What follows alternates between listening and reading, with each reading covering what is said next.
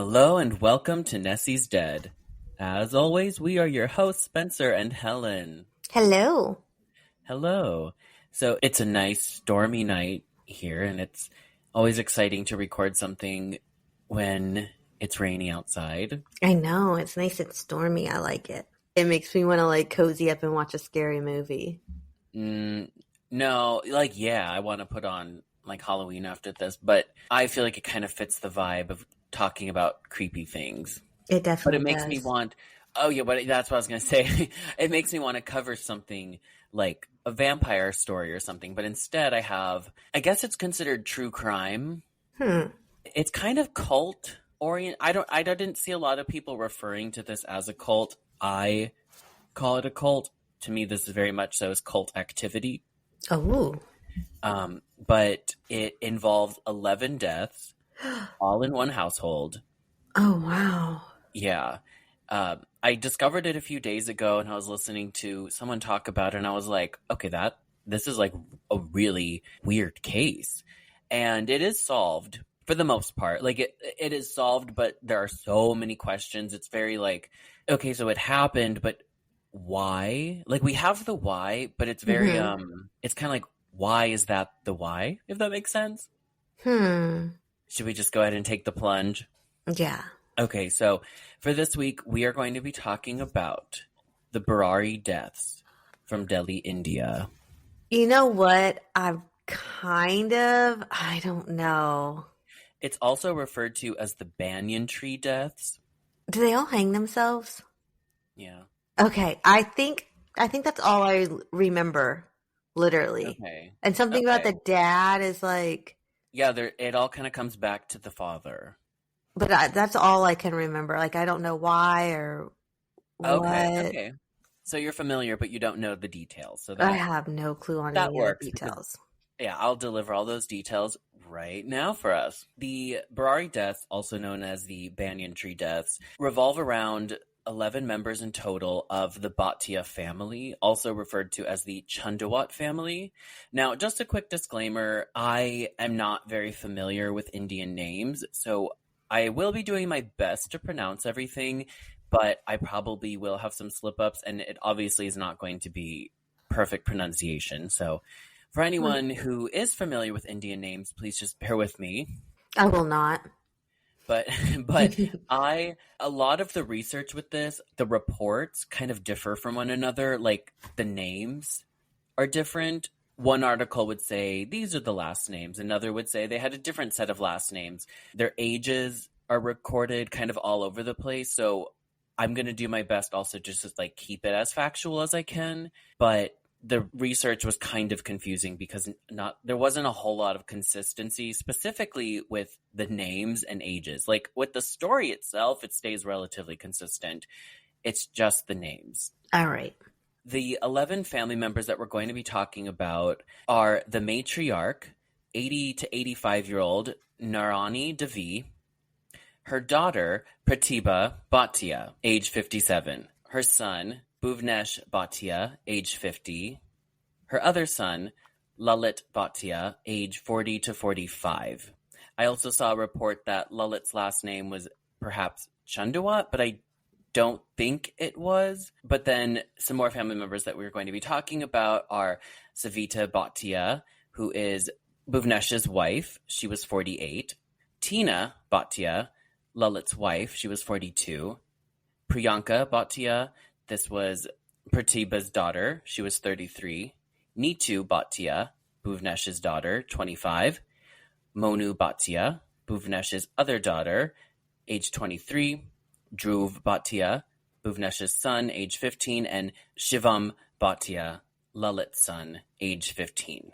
So we have 11 family members. There are other family members we are going to be talking about, but these are the 11 family members that were found dead in the home.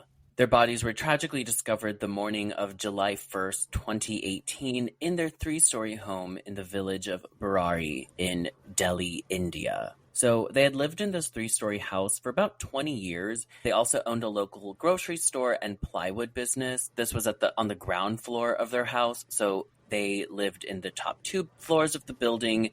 And this grocery store, I think the plywood store was also doing really well, but specifically the grocery store was like a center point of convenience and necessity for the people in Burari. The family was considered to be very reliable. They were kind of seen as a well-to-do family because of how well their store was doing at the time. And they were just like a really respected family. They kind of represented this like ideal family household in India. Now, they were doing really well financially because of the stores, but initially, about 11 years ago, they were struggling with the store and finances, and stuff was just not going super smoothly for them. But business does end up picking up within those 11 years, and that is what cements their store as a staple in the community. But after the patriarch of the family dies, Bhopal Singh, he died in 2007, and things kind of continued to be kind of rocky with the business, but then it started to take off, leading to their success. Now, all the neighbors in the community stated that nothing seemed to be out of the ordinary with the family. They never really fought. They didn't argue. They were just like this prime example of how a family should operate. Business was blooming. They even had an engagement coming up. One of the daughters just got engaged, and it was a big deal, and they were all really excited, and they throw a big party for her and everything. So everything was going, like, in the eyes, externally, from what people could see on the outside, everything was going really well. It was all going well until it didn't. Yes. And it's weird because things obviously go wrong, but there was never this, like, very obvious turmoil that even the police, like, there's turmoil that is discovered in the house, but we'll get into it. Kind of like skeletons in the closet, like it's not something you would have known about, or... Yeah, well, I don't feel like it was even so much the obvious kind of skeleton in the closet, the way it is with other cases we talk about. And that's kind of why I also suggest it seems like a cult. Oh. But we will go ahead and get into the discovery of their bodies on July 1st of 2018. It all starts with the milk delivery man coming up to the door with fresh milk. This was a daily occurrence. He did this every day. Normally, one of the members of the Bhatia family would come down to collect it. However, on this day, no one comes. The milkman notes that this is kind of odd, but he doesn't think too much of it. He also notices that the shop door, the grocery shop door, was still closed. I think they had like the grates over it still, but he just assumed, okay, maybe they're running late.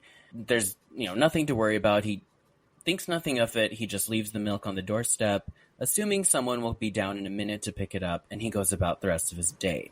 However, that milk just sits on the doorstep for quite a while. Members of the community notice that it's just sitting there, and then they start to notice that the shop is not open. Yeah, I was going to say, that's going to be hard for them to go unnoticed for too long. Yeah, especially for a shop, stores usually open at the same time every day. But this is a very reliable family, and they've been doing this for years. Like, how do they just forget to open it? And you have 11 family members. Somebody can come down and do it. Yes, there's probably a different person who does it every day. Yeah. So one of the neighbors decides to investigate, and this was around 7 a.m. that morning. He enters the home, and when he does, he sees a very strange and tragic scene inside. He runs out immediately and notifies the police, and they rush over and arrive to the scene at about 7:30 a.m.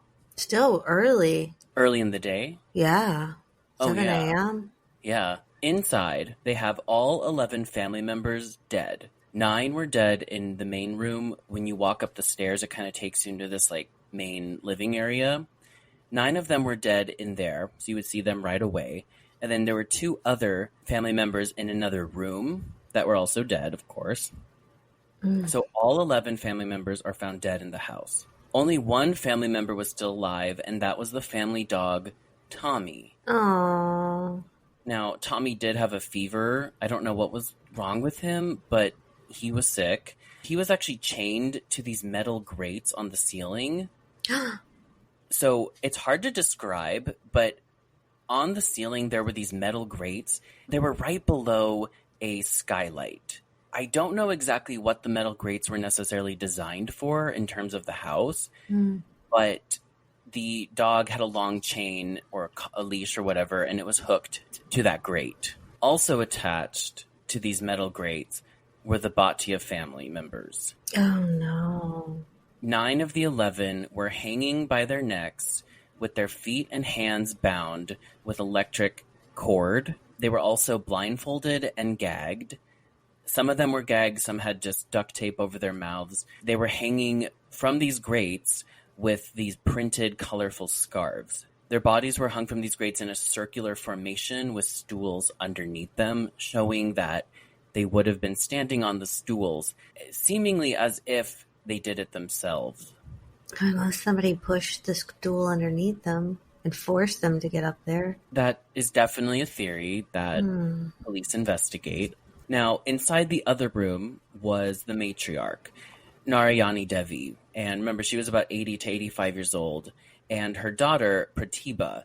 So Pratibha was also found hanging. She was actually hanging from the door frame to that bedroom. Oh. Yeah. She was also bound and blindfolded. She was also hanging with one of those colorful scarves. And then Narayani, she was found laying on the floor, and I believe her hands were also bound, and she did have a scarf around her neck. At first, they thought that they didn't think that she had hung herself, but there were ligature marks around her neck, and they believe that she died by hanging as well. However, it would have been done with probably the doorknob. Oh. Yeah. I don't know if that's necessarily considered hanging officially, but it's the same concept. Well, she was 80. Maybe she couldn't get up. Yeah, she had mobility issues, so she wouldn't have been able to get on the stool. So that would have been a hanging if she's like stuck in that position. Yeah. And it's also noted that she was overweight, and that I think authorities suggested that her weight wouldn't have been able to keep the grate in place. I think it would have broken. But she was found on the floor near her bed. So she was the only one that was not hanging from the grates or from the ceiling in any capacity. Now, the first police officer on the scene said that it was so brutal, he could only look for 10 seconds before he had to turn away and walk out. He immediately calls for backup, and more police rush over to the scene. However, they had to fight through crowds. There were huge crowds at the Bhatia family house before any police officers even arrived at all. Oh, because, no. It's a village. Word travels quickly, especially when it's something as extreme as this. Before police even got there, someone had already gone in and recorded the whole thing on their phone. Oh. Plus now they're trampling all over any evidence or... Yes, but that does not end up making a difference in the case, actually. Okay. Their initial theory was, of course, homicide, because that makes the most sense. A mass family suicide that just occurs out of nowhere when everything's going really well does not really make a lot of sense, even though it kind of looks like a suicide, but there were no suicide notes that they could find at first, or at all, really. And there was no reason to believe a suicide. However, there was also no evidence to suggest a murder. That's very interesting, because suicide, you wouldn't think that they would be bound and gagged or duct taped. Exactly. Yeah. But also murder, who would have done it if every single family member is dead? Because that seems like an inside job, Oh, yeah. Well, also, the authorities were able to I don't know how exactly they figured it out, but it would have taken one intruder to bind and hang each family member. So that would have been 11 intruders. And there was no trace of anything in the house. Nobody saw anything. There was no reason to believe anyone was after them. It definitely was not a robbery. Nothing was taken. No jewelry. They still had jewelry on their bodies. No money was taken. Nothing in the house was even disarray. So police are really scratching their heads with this. Yeah, 11 people, because even if somebody came in with a gun, like you said, that's still one person, they would have fought back, or 11 against 1 is a big difference. Lowe's knows that free makes everything better. That's why our rewards members get free standard shipping on the things they need and want, starting at Silver Key status every day. Savings for rewards members add up fast, so why wait? Join for free today. Lowe's, we help. You save. Not available in Alaska and Hawaii. Exclusions and more terms apply. Loyalty program subject to terms and conditions. Details at lowes.com/shipping terms. Subject to change.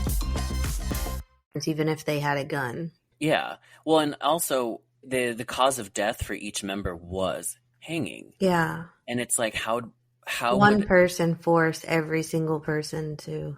Yeah, and autopsy showed that there was no sign of any kind of drug or anything else that would have put them out to convince them or to get them up there. I didn't even think about that. But of course, with something as extreme and brutal as this, it does not take long for the story to break in the media. Mm-hmm. And this takes off like crazy. Like this was all over India, all over Asia. Everyone was talking about it. This then leads to a whole lot of speculation and a whole lot of theories.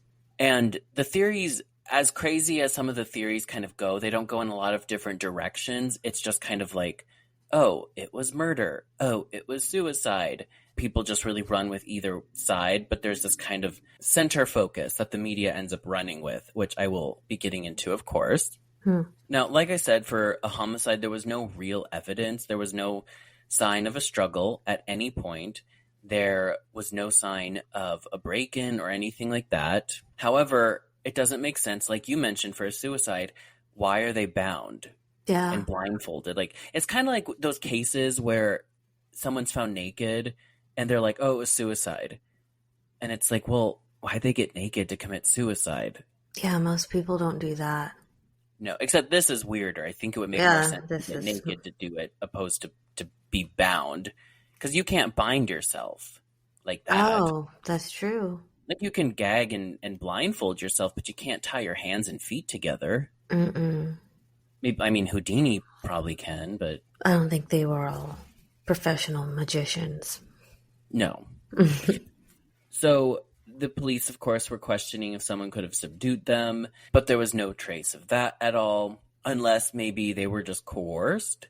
But that theory also doesn't totally make sense, this idea that someone came in and was just able to convince every single family member to do it. Like an outsider is like, hey, I'm going to kill you all, but you'll have to do it yourselves.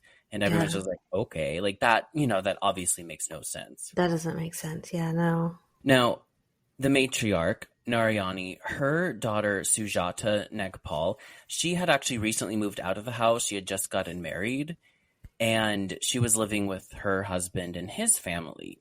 She was notified immediately. She rushes to the scene and, of course, is heartbroken and shocked and confused. And all the reporters are there and they're asking her questions like, what does she know? What does she think? The police told her, they were like, well, we think this is a suicide. And she was like, absolutely not. That makes no sense. My niece, Priyanka, just got engaged and the family business is doing so good. Like, there's no reason for them to have committed suicide. And she actually, I watched a video of her telling the public, she was being interviewed and she was like, this was not a suicide. The police are covering it up. The police are lazy, or they know something and don't want to get into it. So that, of course, then just expands this media frenzy with it all. Yeah. However, when Sujata was talking with police, she did bring up that during Priyanka's engagement party, Lalit, the youngest son of Narayani, he was acting kind of odd, almost like he was bothered or like something was weighing on him. And this was just a few weeks ago, this engagement party. Everyone else is having a really good time and having fun. And he was kind of distant to himself and he was just acting a little bit off. So it kind of seems like she maybe started to sense something, but she didn't think anything of it at the time. She just thought, oh, maybe I'll bring it up with police because that is the only thing she can think of, is that one of the family members was acting a little bit different than usual. There was still no good evidence, nor was there any reason for them to look into Lalit. Was he one of the ones that was murdered or no? Yes, he was also found. Okay. I mean, it's kind of hard to look into it as well. Well, at first. It was. Okay. So, but back to the investigation. they decided to look at the security cameras around the house. They're doing this with the investigation or with the intention that it is a homicide. And they are thinking, okay, maybe it is a suicide, but it just is not adding up. Like Sujata's right. It does not look, well, like it kind of looks like a suicide, but it doesn't act like a suicide. So they're looking into the footage, and on June 30th, 2018, the night before, there was no third party seen entering the house at any point. Is it only like outside footage, or do they have cameras inside their house as well? So there was one that would have pointed towards the inside of the house. It was up on the balcony, and that was turned away, actually. So we don't know what that would have caught, but it seems like it perhaps would have looked into the living room and would have probably answered questions much faster. But we also don't. Interesting. I wonder if it was deliberately turned away. Probably, yeah. So at 10 p.m., we saw Savita and Neetu. They were the two youngest. They're outside carrying stools into the house. Yeah. Oh, no. And then at 10:15, Shivam and Dhruv are seen bringing electric wires and cords inside the house. Actually, I think Shivam and Dhruv might have been the youngest, but they're seen bringing these cords into the house. What the same one heck? Yeah. To bind them. And then at 10:30 p.m., a delivery boy comes to the house and drops 20 rotis. That roti is an Indian flatbread. And he drops 20 of them off. It's collected. I think one of the younger girls or women grabbed it and paid him, and he was off. And that was it. He never goes inside. And then at 11 p.m., Bhuvnesh is seen walking the family dog Tommy. And that was it. They were never seen alive again. But it sounds like they brought in all the stuff themselves. Like, I was thinking it was probably just laying around the house. Or they just had that many stools. I don't know. Just conveniently placed under where they're hanging. No, but like bringing it all into the house, and it wasn't just like randomly in the home. They went down to the plywood shop that they had and picked up these supplies and then brought it in. And then these were the supplies used in their hangings. So That's the police... so eerie. It is very eerie. Because they got their own stuff and brought it into the house. Yes. And the police are like, what the hell did we just watch? Like, this makes literally no sense. Also, only a few hours before they would have died, they're ordering flatbread. Was the flatbread still there, or did they eat it?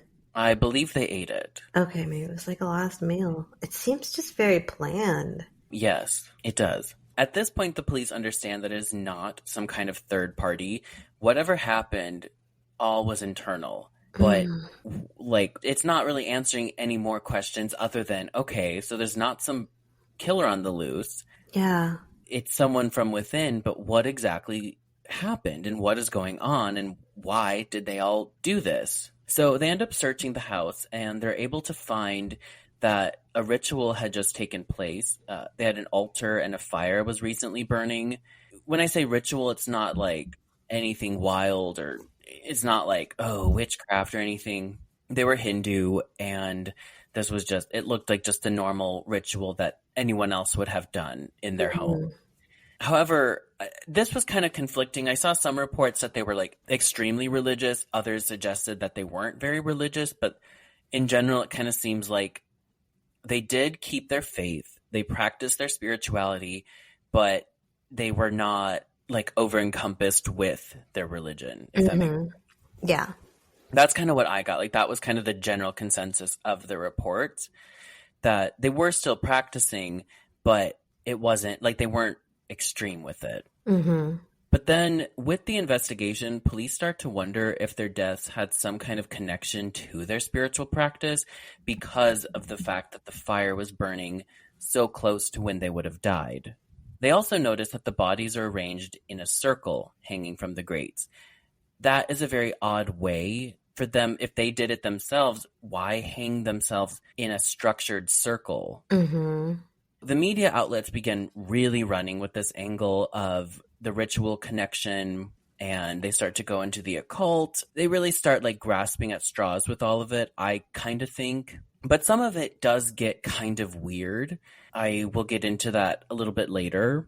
It was around this time that they discover some diaries, specifically 11 diaries. They're all writing in diaries? Yes, so there were 11 family members with 11 diaries that were being kept for 11 years. That's very, very weird. Yes. It makes detailed. sense that the women might have a diary, but like every single family member having a diary, unless that's common practice for the culture, I'm not sure. I don't know. It doesn't seem common practice, but it wasn't like, oh, dear diary, today I went to the store.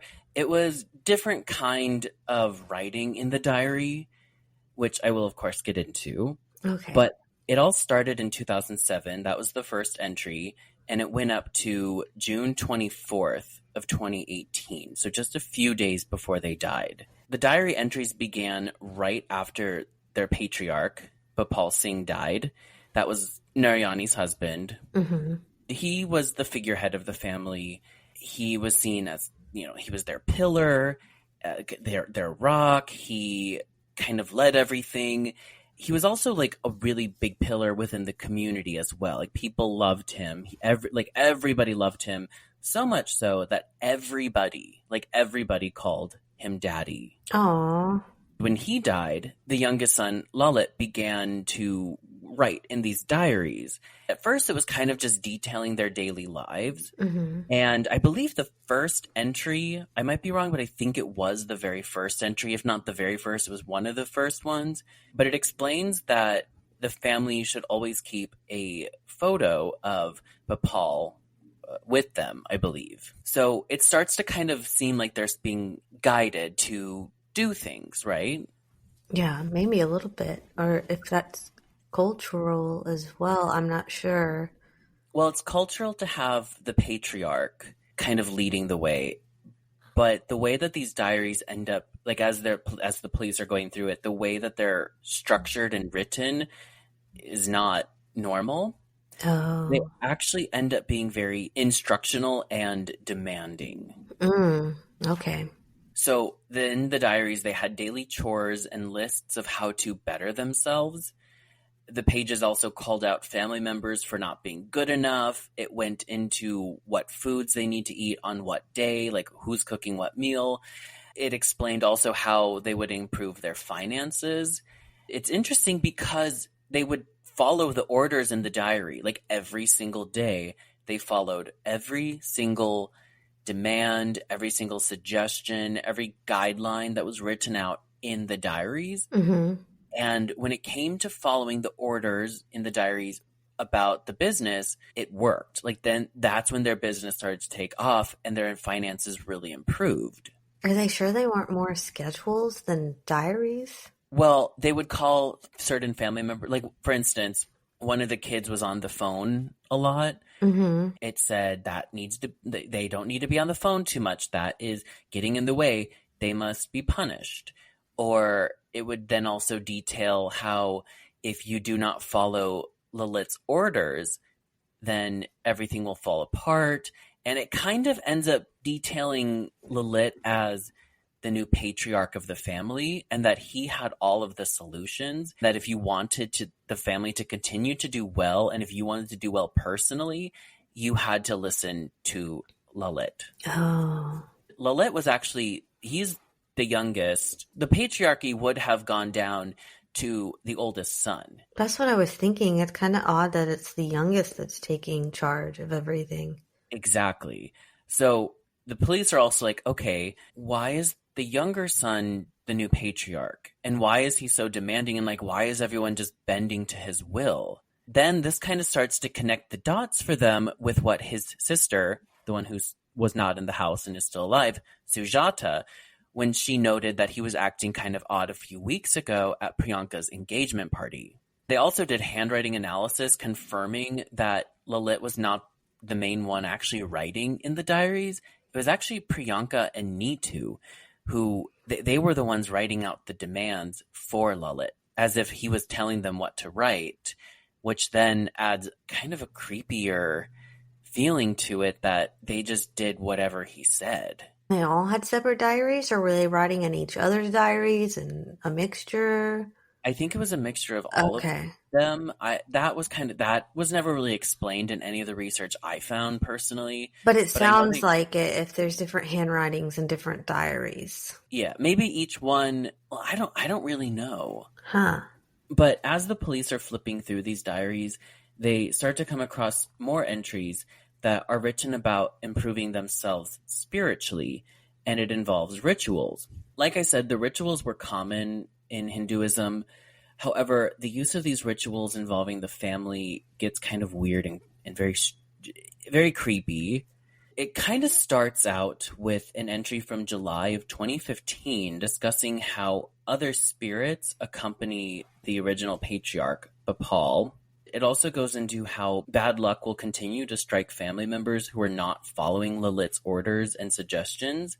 And then it would list out examples of like anything that went wrong with anyone's life. They would find a reason to be like, oh, well, you didn't do, when Lilith said to cook this, you didn't cook it right. So that's why you tripped or whatever, stuff like that. Do you think maybe Lilith told the family members that the spirits had said that he was like supposed to be in charge now and they just all believed it and ran with it? Well, you're jumping ahead now. Oh, okay. Thinking on my toes. Yeah, good job. But the darkest part of the diary actually is the part that confirms their connection to the case. And that was an entry about a ritual called the Banyan tree ritual. That was from June 24th, 2018, the last entry. It was instructed to take place on July 1st, 2018. The banyan tree is a native tree to India with a very distinct root system. Here, I'll send you a picture of it, and I'll link that on the Reddit. But it's kind of a creepy looking tree, honestly. But it grows from the top of another tree, and then it grows downwards. Like, it grows over the tree. Like, its roots extend down over it into the ground. The tree is symbolic of unity and immortality. Oh, that's interesting looking. Isn't it kind of creepy? I like it. It's kind of cool too, though. It sort of looks almost like shreds of fabric draped down over branches. Yeah. Like the way that the roots travel down the tree.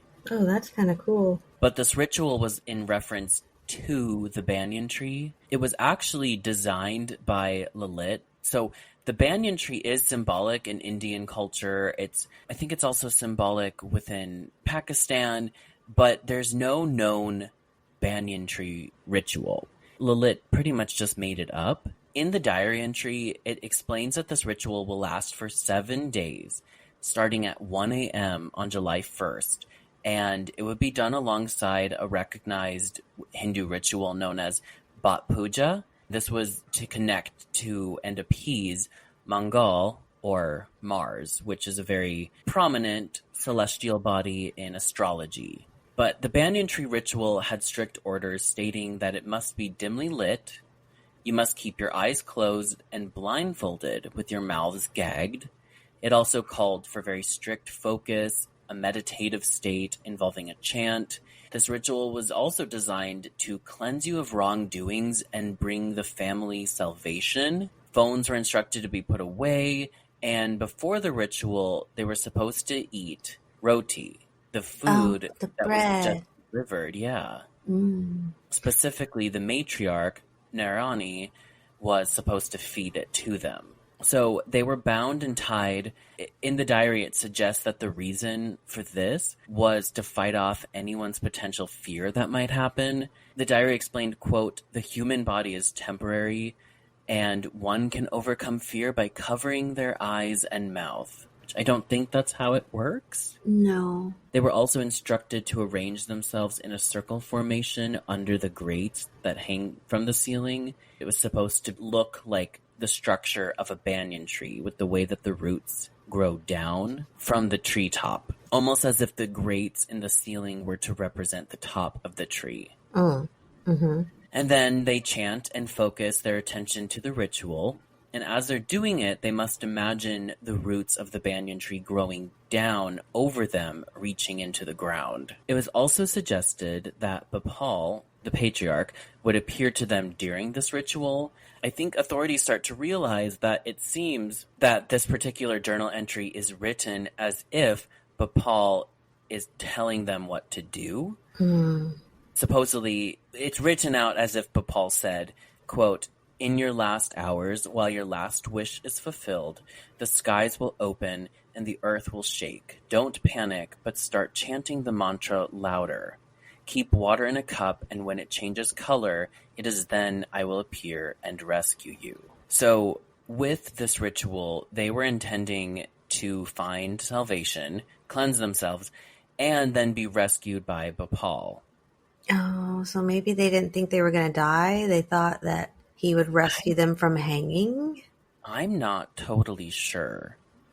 That part is very confusing because it feels like, how would you not know you were dying? This journal entry also directed Narayani, the matriarch, to perform this ritual laying down in her room because she was not physically able to stand up for long periods of time. I guess that's another part of the ritual, is that they were intending to remain in this position upright, it seems, which is also very confusing because that's not how gravity would work. But she also physically was not able to get up on the stool, so that's why she was instructed to do it laying down, and I guess to use it in the way she did, which I think would have been the doorknob. So the Bhatia family did as the diary entry details, and it ends up leading to their deaths. But why? Why did they blindly follow Lalit and take his word and allow themselves to be bound to then hang themselves with the intention of just their patriarch coming to them, all because Lalit was like, hey, here's an idea. Maybe they just really believed in it so much. Yeah, well, here's a little bit of context as to where Or they were scared of him slightly. Perhaps they could have been, yeah. There's not much. That's kind of where things are, like, the questioning comes in, where, like, why did they fall for all of his stuff? But maybe he was aggressive. Perhaps, but this is where it kind of stems from. So when Bhopal died, the family was, of course, very grief-stricken and heartbroken, and many of them fell into a depression. The business was struggling, and the family was just really unsure of what to do next and how to go about those next steps. They were just totally lost. I think it was easy for them when it seemed that Bhopal was showing himself to them again in these diary entries. It kind of felt like maybe they were clinging to hope, but this kind of connects us back to some stuff that Lalit suffered from. He actually had a really bad head injury in 1989 from a motorbike wreck. And it's interesting because we just talked about head injuries on the Gary Hilton episode. It's always these head injuries. He has this head injury, and then in either 2003 or 2004, so quite a while later, he was actually assaulted by some people in his shop. So he had a plywood shop, not the one that was ran outside of the home, another one, like another location for it. I guess he got into an argument with a customer, so that customer beat him up, like severely assaults him. Oh, geez. Leaves him laying on a pile of plywood in the shop, locks him in, and then sets the building on fire with him inside of it. Oh my gosh, maybe he is aggressive if he pissed somebody off that bad. So they're like, I'm going to kill you. But he ended up obviously surviving that. Yeah. But this was so traumatic for him. Like, I think obviously this is incredibly traumatic for anyone. Mm-hmm. But add the fact that he had this traumatic brain injury like almost 20 years prior, this ended up leaving him completely mute. Oh, wow. After the fire incident, his family believed that he got too much smoke in his lungs and that was causing him to not be able to speak. But a doctor was like, no, that wouldn't make sense for being a mute. Like, that doesn't just get rid of your voice, like, long term. And they were like, definitely mental. Yes, it was something psychological that, like, something wasn't clicking in his head and he could not speak because of trauma. Yeah. Which is very sad. Mm-hmm. Reports suggest that the family did not properly address his mental or physical struggles, and he never really had the resources to get mental help at all, so he just goes mute. This inability to speak just continues. He actually ended up using a notebook to write. The notebook is not to be confused with the diary. But he would communicate just like writing on paper. Well, maybe that's why he had them all have diaries. Well, he does end up speaking after 2007, actually. So another trauma occurs in 2007 when his father, Bhopal, dies. However, it was not long after this, during a family prayer, that he, out of nowhere, starts loudly chanting. This shocks the whole family because they're like, who is that? And they notice that it's Lalit. But remember, he's mute now, so this doesn't make sense. Oh, this is kind of maybe making more sense to why they would believe he was spiritually touched or something, and maybe he's seeing spirits tell him things, and they're like, oh, well, this has to be true because we saw this miracle happen in front of our eyes. Yeah. It was a miracle because all of a sudden he's, quote, healed. Wow. And at first, it didn't sound like his voice used to sound. He sounded like a different person. He actually sounded like Bhopal did. Yeah, but I watched this lady and she didn't talk for like weeks on end. She volunteered not to. And when she did, her voice was like really different. And it's because when you don't use those muscles, somebody was trying to explain it over the video, like a stitch of what actually happens when you don't use your vocal muscles over time, that it can change the sound of your voice. So if you don't know that information and all of a sudden this person's speaking and their voice is not the voice you think it should be, that could definitely make them believe in a spiritual healing. Oh, yeah, absolutely. Kind of like singing. Like if you're a singer and you don't practice singing, you don't sound good. Mm-hmm. But when he starts chanting loudly, sounding so different, specifically, they're like, oh, it sounds like Bhopal. Someone, I think Narayani, his mom, exclaimed, "Daddy has returned." Oh, that's sad. So she was the first one. And like I said, I think they were just clinging on so much to finding him again that they assumed that this was his spirit coming through Lalit. And Lalit, I don't know what he thought. I don't know if he believed that this was a miracle or if he just ran with it. But he does tell the family that Bhopal had come to him in a dream right before, and that's why he was able to speak again. He also explains that he would have these regular visitations from him, and this was when he began taking Bhopal's spiritual advice from the afterlife. He would detail what they needed to do in order to get the family back on track and in order to get their business finally blooming. And maybe he had a mild case of schizophrenia from the head injury. Perhaps. I mean, most of them do get that. Yeah, that makes a lot of sense. So he would have been believing this as well. Or he could have had something that made him believe his own lies. I don't kind know. of like with narcissism, perhaps. I don't know. I mean, when you get a head injury, it can do so many things. Yeah. I don't know. I feel like maybe he believed that these things were happening to him, which gives it more power. Yeah. He's the one who leads them to do the hangings. Yeah. So it has to be schizophrenia or something like that. Not to say talking to spirits isn't real, because yes, but in this case, I don't think that is at all what it is. I think it also makes it easier for the family to believe if he's so convinced in it himself. And they're not sensing that this is a lie because he himself is so convinced that it's just got to be real, is what they were probably thinking. Yeah, and that's why it was so easy for him to instruct the family to do whatever he wanted, really. Well, and especially because when they take the financial advice, their finances improve. Yeah. So they have actual evidence that it's working. He uses this to his advantage, whether or not he intended to, by becoming the new patriarch, even though he was the youngest son, and he wouldn't have been the patriarch naturally.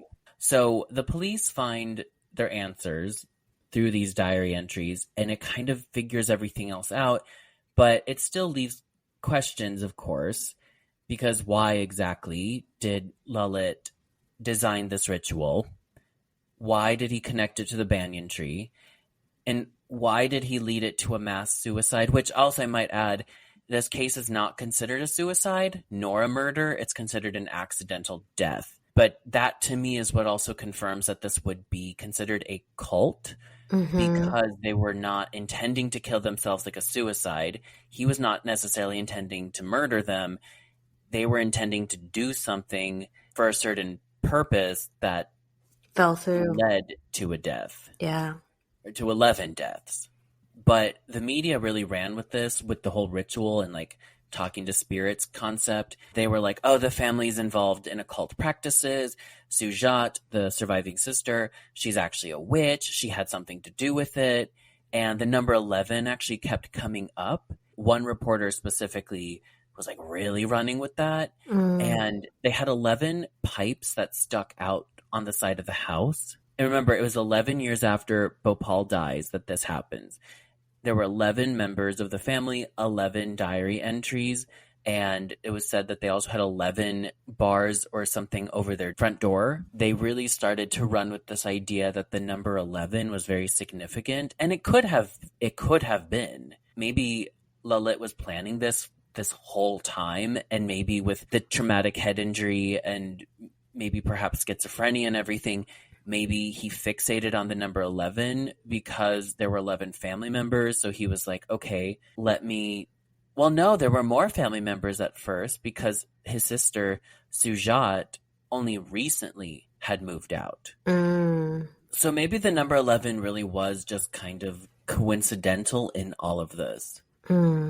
But some people also suggest that Sujat escaped this family cult, and that's why she ended up moving in with her husband's family, that she actually knew that things were going on. And like, yes, of course, the mass death of the hanging, that of course I think she was blindsided by. She did not expect that. But maybe she was like, okay, I got to get out of this house because my brother's running the show and it's nuts in here. Maybe, yeah. Oh, man. I think it just sounds like a sad accident. They were just following this with true belief. Now, autopsy does show that he was perhaps in some kind of psychosis. He was for sure struggling with mental illness. And so the main theory with this is that the whole family had a shared psychosis, which we actually talked about in the most recent episode with Jeff the Mongoose. Yeah. I don't think so. I don't believe in shared psychosis as much as it's thrown out there. I mean, I of course believe in it, but yeah, I think it's used as an excuse too often. Yeah, it's sort of also this thing that you can, if someone's struggling with mental illness and another, like say you both have schizophrenia and one of you is seeing a certain thing and the other one's hearing something, you can kind of convince each other and then like feed off of one another. And it kind of seems like that could have been happening. However, with such a large amount of 11 family members, and they're all in such different age ranges, it's interesting to think that they all had a shared psychosis. Yeah, I think they did just really believe all together. I mean, they're all living together. They're spending all their evenings together. They're working together. They're spending all their time together. So it is very a tight-knit little community of their own. Yeah, and witnessing the evidence of Lalit talking and then him, quote, channeling Bhopal and then using the advice to take their company off the ground. It's hard to deny things when you see it. Also, I think he was perhaps a master manipulator. Yeah, I could see that. And even if he knew it or not, like he could have just been manipulating them. So that is all I have on this case. Do you remember any of these details? No, none of it. I just remember it was literally exactly like I said in the beginning. I just remember all the family being like hung from the rafters or something like that. Oh my gosh, it's so weird, but I think it kind of solves itself. It's sad that they all believe this spiritual ritual was actually going to do this. And it's weird because it's not quite a cult, but there's, like you said, there's no other way to kind of define it. Yeah, like it has the pieces that make a cult, but it doesn't completely fit into the box. Yeah. Poor family. I wonder if they thought they were going to like rise up off of the ground when the so. stools left. Yeah. Or maybe because the rich, they did not. That's another thing is they didn't seem like they thought they would die because the ritual is said to last for 7 days, and Priyanka was set to be married.